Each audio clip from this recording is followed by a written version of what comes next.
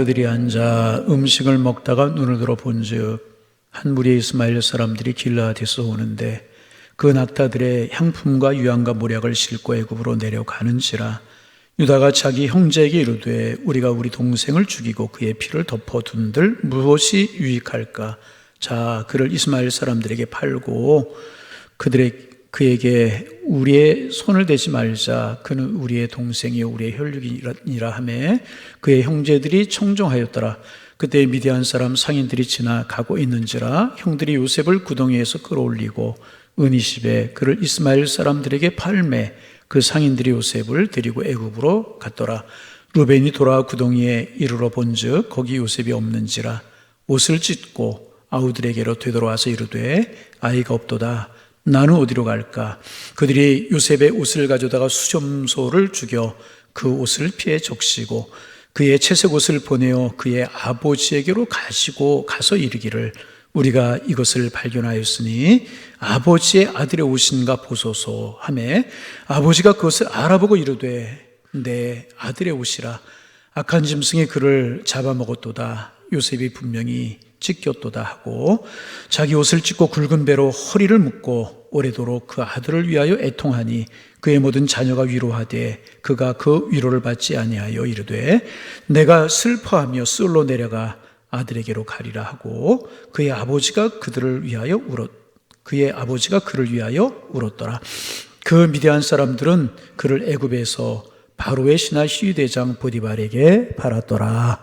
아멘. 시온 찬양대 늘 감사드리는데요. 또 어제는 우리 김두희 목사님 부임하신 교회 이제 취임 예배 하는데 또 많은 분들 가셔서 귀한 찬양 해주시고 축복해 주셔서 감사를 드립니다. 맹자의 글에 이런 글이 있습니다. 하늘이 어떤 사람에게 장차 큰 일을 맡기려면 먼저 그 사람의 마음을 괴롭게 만들고 먹을 것과 입을 것을 아쉽게 하며 그리고 지치게 하며 하는 일 중에 되는 일은 하나도 없게 하며 자꾸 꼬이게 한다. 그렇게 하는 까닭은 그 마음을 움직이고 천성을 끈질기게 하여 자기의 성질을 삼아서 그전에 해내지 못했던 일을 잘할 수 있게 해주기 위함이다. 이런 글이 이제 맹자의 글 가운데 있습니다. 맹자는 하나님을 알지 못하는 사람이었습니다. 그러나 역사를 보거나 사회가 돌아가는 것을 보면 그 사회에서 그 역사 속에 크게 쓰임받는 사람들은 한결같이 역경과 고난을 당했고 그 역경과 고난을 이기고 넘어선 사람들이더라는 것입니다.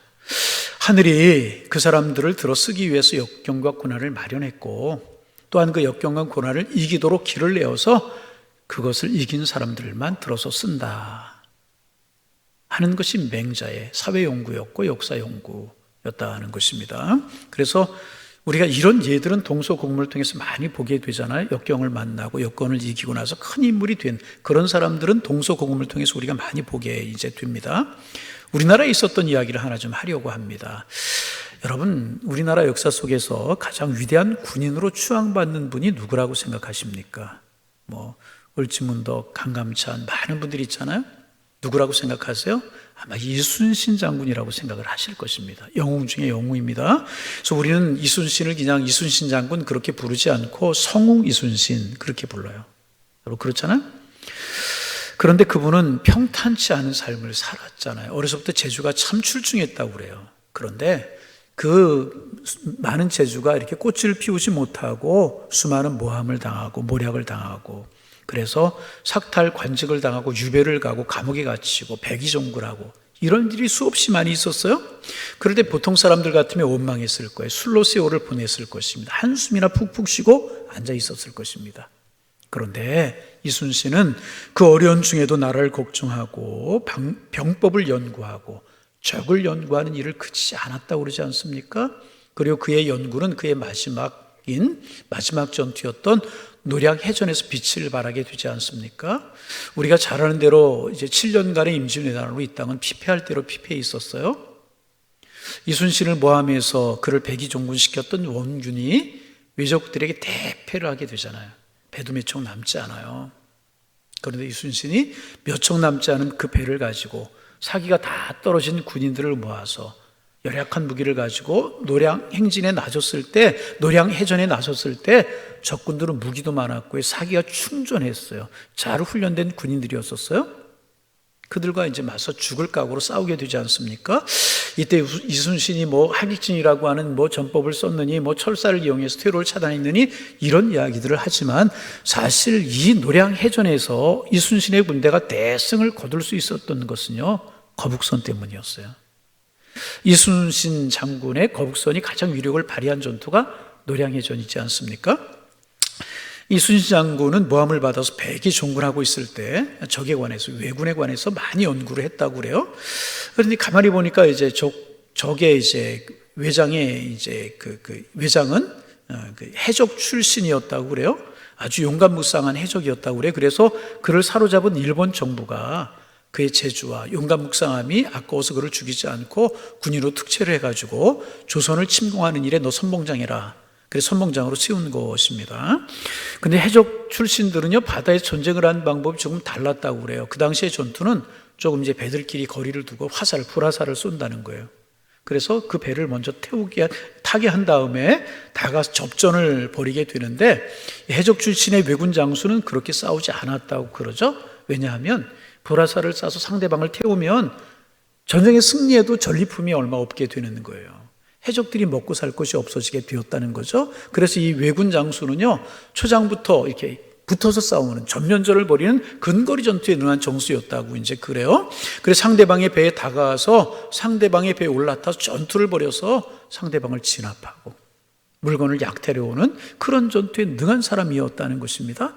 그리고 이제 이순신이 이제 백의종군하고 감옥에 있고 그러면서 이 외적들을 연구하니까 그런 사실을 알게 되었다는 것입니다. 그래서 두 가지의 착안을 했다고 그래요. 적들이 다가오더라도 우리 배에 올라오지 못하도록 하자. 그래서 거북선 지붕을 만들고 그 지붕에 칼들이 삐죽삐죽하게 튀어나와서 적들이 배에 오르지 못하도록 그렇게 하고, 당시 화포가 있었지만 화포는 멀리 떨어지면 위력을 발휘하지 못한다는 거예요. 가까이 와야만 된다는 겁니다. 그래서 가까이 오도록 위인을 하고, 이제 그래서 적군들이 와서 보니까 배에 올라탈 수가 없는 거예요. 올라타려고 그러니까 막 삐죽삐죽한 창칼들이 나와 있고 이제 그래요. 그리고 가까이 와서 포를 쏘고 막 그래가지고 이제 왜군들을 대파할 수가 있었다는 것입니다. 그의 모든 것이 이순신의 영명함이 있었던 것이 틀림이 없지만 그 영명함과 지혜로움이 모함으로 인한 환난과 고통으로 감옥에 갇혀 있고 백의 종구를 하면서도 굴하지 않았던 그의 자세에 있었다는 것입니다. 이겨낼 수 있었다는 것입니다. 그래서 여러분, 우리가 늘 이제 기억하고 있지만은 다시 한번 반복하면 시련과 연단은요, 우리 인생길의 동행자라는 거예요. 어떻게 인생길에 늘 좋은 일만 있겠습니까? 우리가 어떻게 한평생을 살아가면서 항상 봄날과 같은 날들만 있겠습니까? 인생을 살다 보면 고통도 있을 수 있고요, 아픔도 있을 수 있고요, 시련도 있을 수 있게 되는 것입니다. 여러분 그렇잖아요? 실패도 좌절도 모함도 있는 것입니다. 그런데 내가 그 실패와 좌절, 고난 이런 것들을 어떻게 이해하느냐, 어떻게 이기고 나가느냐 하는 것에 따라서 그 고난이 나에게 좋은 에너지를 주게 되고 자극제가 될 수도 있게 되고요, 아니면 그것이 나를 망치는 독주가 될 수도 있다는 것입니다. 그래서 A.W. 토저라고 하는 목사님은 이런 말을 했다고 그래요. 하나님이 사람을 쓰실 때 먼저 그를 깊이 상처받게 하신다. 그런 후에 그를 들어서 크게 사용하신다. A.W. 토저라고 하는 분이 그런 이야기를 했다고 이제 그래요. 먼저 들어 쓰시기를 원하시면 상처를 주신다는 거예요. 그것을 극복하고 그 극복한 에너지가 힘이 되게 만들어서 축복을 받을 수 있는 그릇으로 그 사람을 만들어 간다는 것입니다. 지난주부터 우리가 요셉에 관한 이야기를 나누고 이제 있어요. 지금 요셉 앞에 고난의 쓴잔이 하나 놓였습니다. 꿈을 꾸었어요. 그 꿈으로 인하여 고난과 역경을 당하게 되고 지금 형들에게 잡혀서 일촉즉발의 생사의 기로에 서게 되었습니다. 형들이 요셉을 미워하잖아요. 그 형들이 이제 멀리 가서 양들을 키우고 있는데 아버지의 심부름으로 요셉이 형들을 찾아가게 되었습니다. 이 형들이 요셉을 잡아서 그의 옷을 벗겨버렸어요. 그리고 그를 구덩이에 쳐넣었어요. 이 구덩이라고 하는 것은 시스터온이라고 하는 것을 말하는 건데, 전에도 한번 말씀드렸던 기억이 납니다. 물이 귀한 나라이기 때문에 우기 때, 비가 많이 오를 때에 그 물을 저장하는 거예요. 그 땅을 파가지고 깊이 물 저장 탱크를 만드는 겁니다. 그래서 그 지역에 있는 물이 글로 다 쏠려 들어갈 수 있도록 물을 저장해 놓고 평소에 비가 오지 않을 때 그 물을 쓰게 되는 겁니다. 그러니까 물이 차 있을 때는 깊은 구덩이가 되어서 이 사람이 빠지면 죽게 되는 것이고요, 물을 다 퍼서 쓰고 물이 마르게 되면 깊은 구덩이가 되어서 그 속에 사람이 빠지면 나오지 못해 서서히 그 속에서 이제 죽어가게 되는 그런 구덩이였어. 시스턴이라고 하는 그런 구덩이였었습니다. 그 구덩이에 쳐넣은 거예요. 요셉을 죽이겠다는 거죠. 그때 유다라고 하는 넷째 형이 말하지 않습니까? 우리가 동생을 죽여서 뭐 하겠느냐, 그래도 우리 형제이지 않느냐, 전석을 팔아버리자. 형제들이 가만히 생각해 보니까 그렇지 않아도 양심에 갇히게 됐는데 팔자고 그러거든요. 돈도 생기게 되고 좋을 것 같거든요. 그런데 그때 큰형 르우벤은 잠깐 자리를 비웠을 때였었습니다.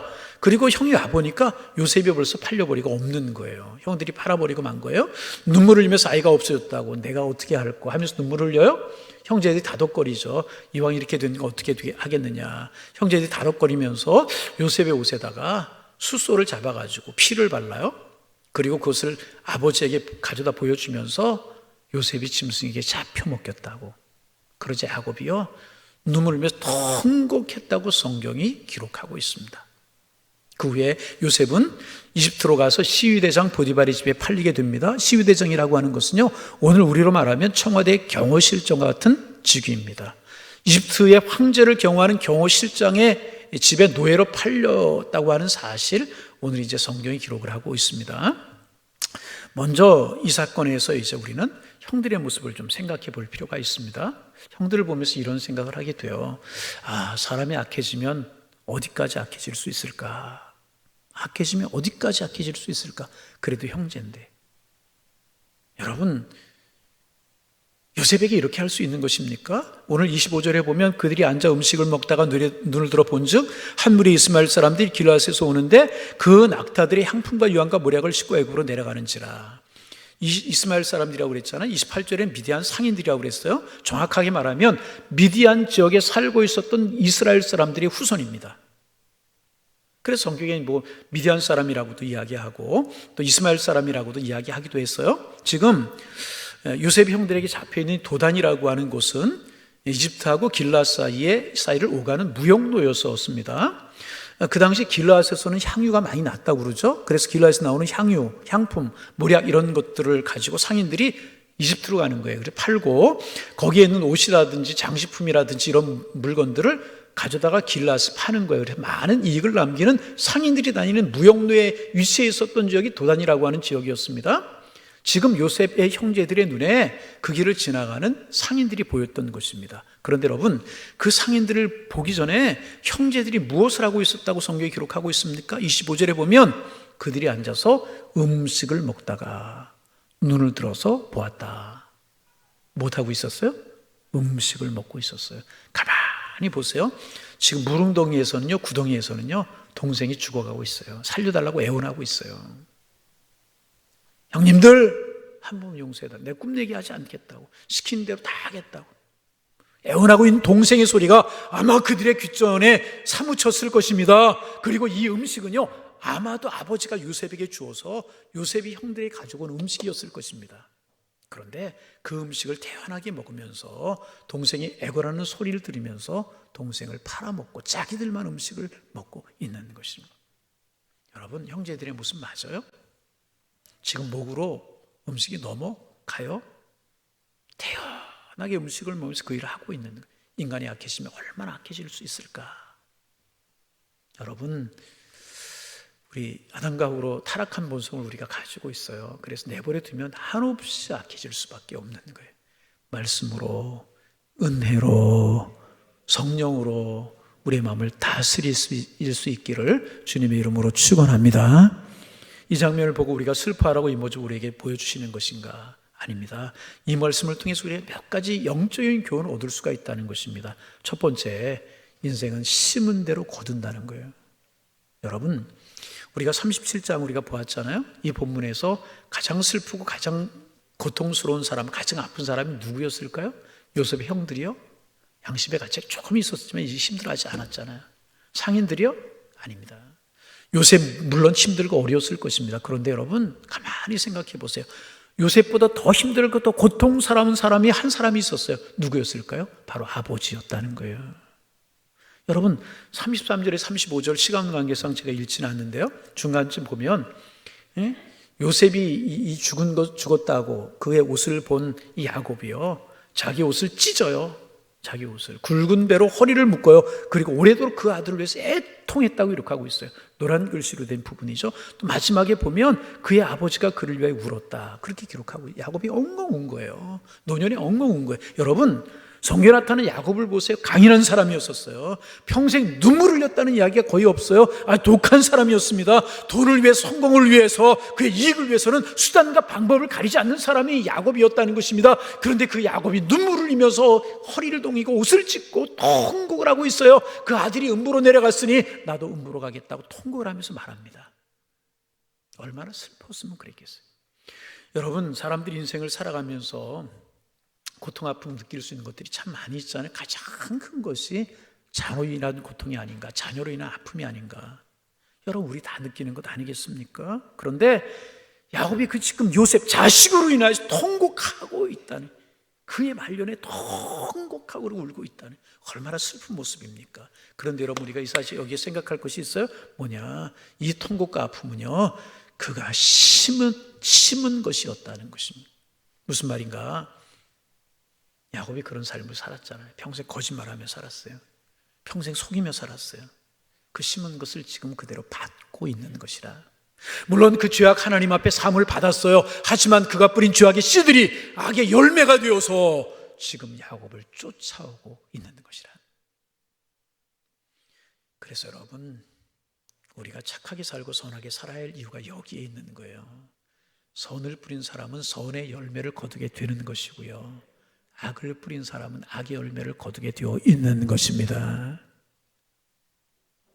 평생 아버지 속이고 형 속이고 외삼촌 속이고 그러면서 거대한 부를 축적했지만 노년에 자기의 아들들에게 이렇게 지금 속임을 당하고 있잖아요. 야, 이 옷 어디에 놨느냐? 들판에 주셨습니다. 들판에 주셨어요? 아니잖아요. 짐승들을 찾아보았느냐? 네, 찾아보았지만 없었어요. 요셉을 한번 잘 찾아보지 그러지 않았겠어요? 아무데도 없었습니다. 수많은 거짓말을 했잖아요. 그의 몸으로 난 사랑하는 아들들에게 속임을 당하고 있는 것이라. 얼마나 가슴 아픈 이야기. 성경 우리에게 말씀하잖아요. 심은 대로 거두리라. 반복합니다. 선을 심으실 수 있기를 바랍니다. 좋은 말을 심으실 수 있기를 바랍니다. 좋은 생각을 심으실 수 있기를 바랍니다. 믿음을 심으실 수 있기를 바랍니다. 나는 잊어버렸지만 내가 뱉은 그 말이 열매를 맺어서 결국 나에게 돌아오는 거예요. 나는 잊어버렸지만 그 생각이, 그 행동이 열매를 맺어서 결국 나를 찾아와 나를 괴롭힐 수 있다는 사실을 여러분 기억하셔야 돼요. 야곱 다 잊었어요.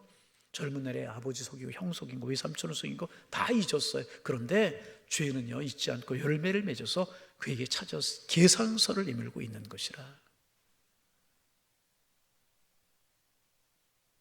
여러분 오늘 예배드리는 이 순간부터 내가 지난날 어떻게 살았든지 이 순간부터 내가 아름다운 선을 심겠다, 축복을 심겠다,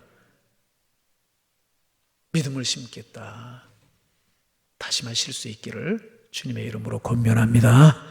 그렇게 심어야 돼. 똑같이 야곱이 당하고 있잖아요. 두 번째 이 비극적인 사건은요 우리 가운데 하나님의 예비하심에 대해서 말씀하고 있습니다. 요셉이 돌에 맞기 전에 맞아 죽기 전에 루벤의 책임감을 자극하셔서 형제들을 설득하게 합니다. 우리가 동생의 피를 흘릴 것이 무엇이냐? 짐승들이 피냄새 맡고 몰려올 수도 있고 또 우리 죄책감 이거 어떻게 할 것이냐? 무릉덩이에 던져 천천히 죽게 하자. 루벤을 통해서 그렇게 하나님이 역사하게 하시잖아요. 무릉덩이에 서서히 갇혀서 죽어가고 있을 수밖에 없었어요. 그런데 그 요셉을 바라보시면서 하나님이 넷째 형 유다의 마음을 움직이시는 겁니다. 그래서 유다가 말해, 야 우리 동생 죽여서 뭐하냐? 그 미디안 상인들이 팔면 얼마라도 받을 것 아니냐, 팔자. 그런 마음을 들게 하셨어요. 그리고 미디안 상인들이 그 시간에 지나가게 하셨다는.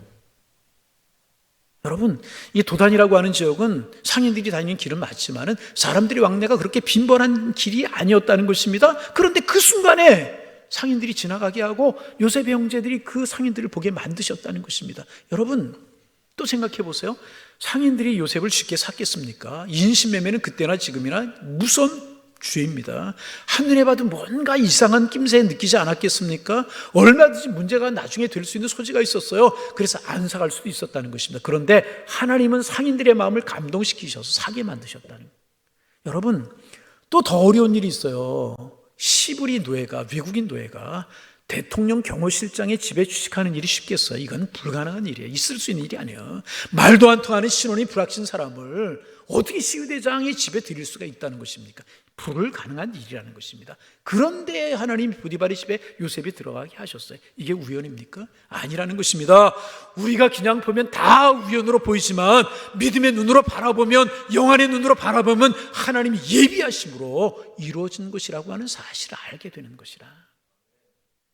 그런데 우리는 여기서요, 또 하나 기가 막히게 역사하시는 하나님의 타이밍과 하나님의 손길을 볼 수가 있어요. 여러분, 기가 막히게 하나님이 역사하시잖아요. 상인들이 지나가고 형들이, 여러분 그렇잖아요. 여러분, 여기서 이제 제 좀 부끄러운 이야기가 생각이 났어요. 신학교 다닐 때 참 어렵게 학교를 다녔어요. 신학교 다닐 때 부모님들 연세도 많으시고 경제력이 없으셨어요. 늘 학교 다닐 때 등록금을 비롯해서 책 사볼 때 이런 것들이 늘 모자랐어요.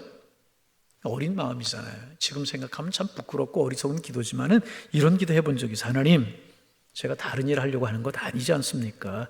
하나님의 일을 하려고 신학 공부하는데 왜 이렇게 어려워야 되는 것입니까? 지금 생각하면 참 어린아이 같은 기도였잖아요. 그런 기도 해본 적이 있었어요. 그런데 놀라운 사실은요, 결론부터 말씀을 드리면 학비를 못 내본 적 한 번도 없고요, 책을 사보지 못해서 학점을 제대로 받지 못했던 적도 한 번도 없었습니다. 하나님이요, 참 필요할 때, 꽉 필요할 때 필요한 사람을 공급해 주시더라고요. 어떤 때는 생각지도 못했는데 장학금을 받기도 하시고. 장학금 받았다고 그러면 좀 아멘 좀 해주면 참 좋아요. 어떤 때는 생각지도 못했던 권사님 보자고요. 갔더니 학비를 주시. 아멘. 권사님 한 분 딱 하셨어요. 23살의 나이에 교육준사 어느 교회 부임해 가게 되었는데요, 자그마한 상가교회 130명 모이는 교회였어요. 장년이. 전혀 몰랐어요. 갔더니 그 교회에 무슨 제도가 있냐 하면 유로3 선교장학금이라고 해서 작은 교회가 마지막 때에 주님의 일을 신실하게 감당할 수 있는 153명의 신실한 죄종을 키워내자. 그래서 교인들이 선교 헌금을, 장학 헌금을 하는 거예요. 그리고 신학생을 돕는 거예요. 제가 또 거기에 해당이 돼가지고요, 그때부터 졸업할 때까지 학비 걱정 안 했잖아요. 아멘. 기가 막히게 하나님께서 역사하시더라 그 말이에요. 그런데 저는 어린지 무슨 기도했는 줄 아세요? 하나님, 주시는 건 알겠는데 한 2년치쯤 3년쯤에 한꺼번에 넉넉하게 주시면 안 되겠습니까? 이렇게 기도해요. 한 3년간 등록금과 그냥 책 사고 왕창 좀 주시죠. 그렇게 기도했던 적이 있었어요. 그런데 하나님 그렇게 주지 않고요, 그때그때 주시더라고요. 그러면서 깨닫게 하시는 것이, 그래야 이놈아 내가 주었다는 사실을 내가 알지 않겠느냐. 그런데 여러분, 지나놓고 나서 보니까요, 기가 막힌 타이밍에 기가 막힌 하나님의 손길로 하나님이 예비하셨고요, 축복하셨더라 그 말입니다. 돌이켜볼 때 하나님의 은혜 찬양할 수밖에 없는 것이라. 그렇습니다. 믿음의 눈으로 바라보면 다 하나님의 은혜. 내가 어렵고 고통스러울 때 그 사람이 내게 다가온 것, 그 사람이 나를 도와준 것, 하나님을 믿지 않는 그 사람이, 나와 친하지도 않는 그 사람이 그런 일을 행한 것, 하나님이 그때그때 그 사람을 보내주시고 그 사람과 함께 하셨다는 것입니다. 그럼 여러분, 하나님께 감사하시기를 바랍니다. 그 하나님이 여러분 책임져 주실 줄로 믿습니다. 정확한 때에 하나님이 역사하실 것이라는, 믿으시면 아멘. 하나님이 이렇게 역사하시. 여러분, 루벤이 왜 그때 그 생각했겠어요? 유다가 왜 살려주자는 생각을 했겠어요? 미디안 상인들이 왜 실험도 불확실한 요셉을 사갔겠어요? 보디발의 청지기는 왜 말도 안 통하는 요셉을 집에 들였겠습니까? 이게 우연이라고 생각하십니까? 여러분, 우리의 눈으로 보면 우연이지만 하나님의 섭리 가운데 하나님이 정확하게 계획된 사실이라고 하는 사실을 우리가 알아야 되는 것이라는 거예요. 하나님의 은혜임을 고백할 수밖에 없는 것이라. 그럼 여러분, 절대로 낙심하거나 절망하지 마시기를 바랍니다. 하나님 정확한 타이밍에 정확한 손길로 여러분들을 보호하시고요, 여러분들을 지키시고요, 여러분 인도하실 것이라는 거예요. 세 번째, 본문을 통해서 우리가 꼭 기억해야 될 것이 있습니다. 요셉의 침묵이라는, 요셉의 침묵. 얼마나 어려웠겠어요. 그런데 요셉이 말했다는 이야기가 없어요. 창세기 42장에 보면 구덩이에서 애교라고 애원했던 것까지는 사실인 것 같아요. 생각해보세요. 요셉이 얼마나 무서웠겠습니까? 구덩이에 빠져서 묵시도록 외쳤을지 몰라요. 도망갈 수도 있고 애원할 수도 있었을지 몰라요. 협박할 수도 있었을 거 아니겠습니까? 형님들, 이러면 내가 만약에 살면 형님들 가만히 안 둘 겁니다. 아버지에게 이야기할 것이고요. 막 그러지 않았겠습니까? 아무런 이야기하지 않았어요. 침묵했어요. 이런 상황이라면 구덩이에서 나오자마자 막 난리를 치지 않았겠어요? 형들이 그를 팔려고 구덩이에서 꺼지머했을 때 막 소리를 지르지 않았겠어요? 예, 아저씨들 나를 좀 도와주세요. 내 이병형들인데 형님이 나를 위해서 팔려고 그럽니다. 경찰 좀 불러주세요. 이거 인신매매 죄입니다. 큰일 납니다. 나를 파시면 이거 불법 매매입니다. 우리 아버지가 가만히 있지 않을 것입니다. 애원다고 원포도 놓고 그러지 않았겠습니까? 여러분, 그렇지 않습니까? 나중에는 막 악담도 하지 않았겠습니까? 그러나 요셉은 그럴 수 있는 상황이지만 그렇게 하지 않았다는 거예요. 그는 침묵했다. 왜 그랬을까요? 나의 인생 하나님의 장중에 달려 있습니다. 믿음으로 하나님을 바라보았기에 그는 침묵했다.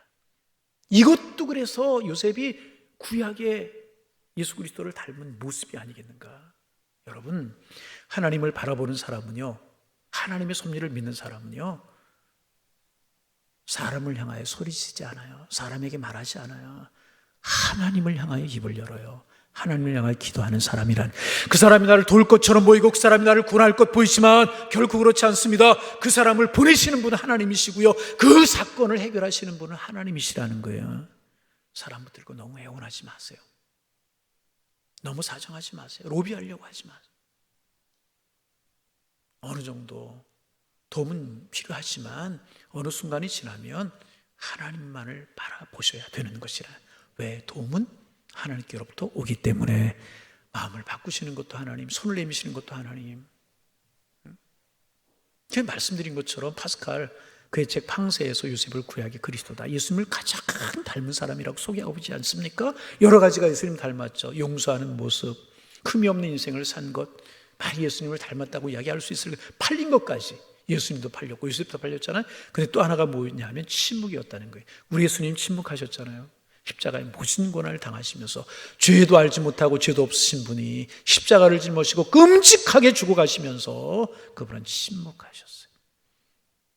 이사야서 53장 7절, 그가 곤욕을 당하며 괴로울 때도 그 입을 열지 아니하였으며 마치 도수장으로 끌려가는 어린 양과 털 깎는 자 앞에 잠잠한 양같이 그의 입을 열지 아니하였도다. 여러분 하나님의 섭리, 하나님의 손길을 바라보시면서 침묵할 수 있기를 바랍니다. 사람에 대해 더 이상 말하지 않는, 하나님을 향하여 우리 입을 크게 열고 간구하는 겁니다. 도움은 하나님이 주시는 것이라. 풀어가는 것 하나님이 하시. 적당한 때, 하나님이 꼭 필요한 때. 마지막으로 형들의 모습 다시 한번 우리가 보려고 합니다. 동생이 그렇게 애원하고 있는데 동생의 애원하는 소리를 외면하면서 그들은 음식을 먹고 있었어요. 그 음식 목에 넘어갈 수 있는 상황입니까? 아니잖아요. 근데 그들은 태연하게, 너무나도 안타깝잖아요. 어떻게 이럴 수 있는가? 왜 어떻게 이럴 수 있는가? 여러분, 왜 형들이 이렇게 악해진 거예요? 왜일까요? 왜 형들이 이렇게 사탄의 도구가 된 것일까요? 단 한 가지예요. 그들의 마음속에요, 시기와 질투의 불꽃이 떠오르고 있었기 때문에 그렇습니다.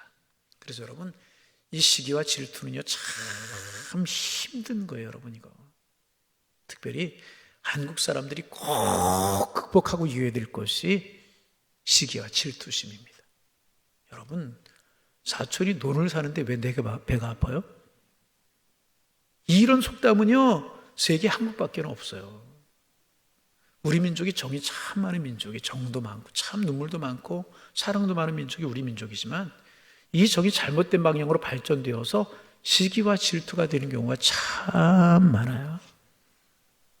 더 가슴 아픈 사실이 뭔지 아십니까? 우리는 모르는 사람을 향하여 질투하거나 시기하지 않는다는 거예요. 시기와 질투는요, 가까운 사람에게서 일어나는 감정이라는 거예요. 모르는 사람의 집안의 아이가 열심히 공부해서 대학에 들어갔다고 그러면 잘했다고 박수를 쳐요. 그런데 내 아이는 대학에 떨어졌는데 사촌이 좋은 대학에 들어갔다는 소식이 들려오면 은근히 배가 아픈 거예요. 아니라고요? 우리 그렇잖아요. 다른 사람이 열심히 일해서 좋은 집을 사고 좋은 차를 탔다고 그러면 나도 열심히 일해서 그래야지, 이런 마음이 들어요. 그런데 우리 구역 식구가 그렇게 잘 됐다면 죄송합니다, 지가 언제부터 그랬다고 이런 마음이 들어요. 우리 솔직해야 해야죠. 왜 가까운 사람에 대해서 축복해주고 더 복을 빌어주고 더 손뼉을 쳐주지 못하는 것이겠습니까? 우리 속에 악한 본성인 시기와 질투가 자리하고 있기 때문에. 그런 마음으로 어떻게 복을 받겠어요? 어떻게 복을 달라고 기도할 수 있겠어요? 그래서 이거 이겨야 되는 거예요. 시기와 질투의 마음 이겨야 되는 것입니다. 그리고 우리 그리스도인들이 가져야 될 마음, 사랑이요 겸손의 마음이라. 그럼 우리의 마음속에 두 가지 불이 타오를 수 있어요. 성령의 불, 시기와 질투의 불. 여러분, 어떤 것들이 지금 여러분의 마음에 불타오르고 있습니까? 한번 돌아보시길 바랍니다. 우리 주님이 원하시는 것은요, 시기와 질투 그런 거 아니에요. 그 시기와 질투의 불은 꺼야 돼요. 그런 마음에 하나님의 은혜가 임하지 않아요. 여러분, 성령으로 여러분의 마음에 불을 붙이시기를 바랍니다. 주님, 성령으로 충만케 하옵소서. 축복해주고 격려해 주세요. 내 아이가 비록 못했을지라도 다른 집 아이 축복해 주세요. 그럴 때 그 축복이 내게도 임하게 되는 것이라. 여러분, 내 마음에 불이 붙고 있어요. 시기와 질투에 불이 붙고 있어요. 내 마음에 불이 붙으면 내 마음이 먼저 타는 것 아니겠습니까? 내 마음에 독이 있어요. 누가 먼저 상하는 거예요? 내가 먼저 상하는. 이거부터 꺼야 돼요. 여러분, 나중에 어떻게 됐어요? 요셉이 잘 됐어요? 형들이 잘 됐어요? 뻔하잖아요. 여러분 속에 불타고 있는 시기의 질투와 불은 꺼지고 성령의 불이 활활 타오르기를 주의 이름으로 축원합니다. 그래서 우리 마음속에 사랑, 희락, 화평, 자비, 양성, 온유, 충성, 절제 이런 것들이 맺혀져야 돼요. 여러분, 틀림없어요. 우리 속에 그런 불이 붙이면 우리는 축복이 되게 되는 것입니다. 바라기는 성령께서 이 시간 우리의 마음을 지배해 주시기를 원합니다. 우리 속에 있는 시기와 질투의 불을 끄시고 성령의 불을 붙이셔서 사랑, 양선, 온유, 충성, 절제 이런 열매가 맺혀져서 역사의 주인공으로 주님이 세워주시고 복 있는 사람으로 세워주시는 하나님, 요셉을 얼마나 들어상으셨어요.